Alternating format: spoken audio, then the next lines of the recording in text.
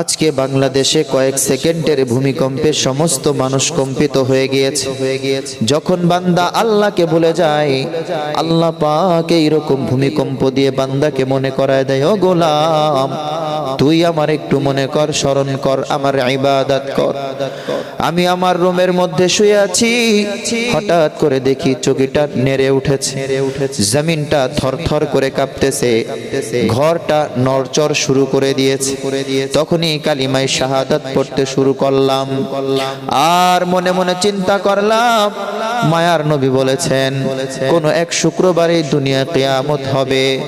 সেই চিন্তা করে কালিমায়ে শাহাদাত পড়তে শুরু করলাম, আর মনে মনে চিন্তা করলাম মনে হয় আজকেই দুনিয়া কিয়ামত হয়ে যাবে।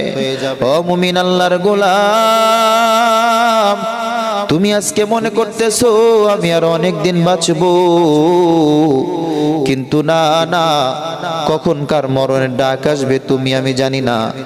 আগামী সপ্তাহ পর্যন্ত তুমি আমি বাঁচতে পারবো কোনো গ্যারান্টি নাই। এই জন্য সময় থাকতে সাবধান হয়ে যাও, হায়াত থাকতে আল্লাহর দিকে ফিরে আসো। আজকে বাংলাদেশের এই ভূমিকম্প নয়, এটা হলো বান্দাকে স্মরণ করায় দেওয়া আমি আল্লাহ একজন যে আছি তোমার বিচার নেওয়ার জন্য। ও গোলাম তুমি আমার দিকে ফিরে আসো, আমার ইবাদত করে জান্নাত কামাই করে আমার কাছে আসো।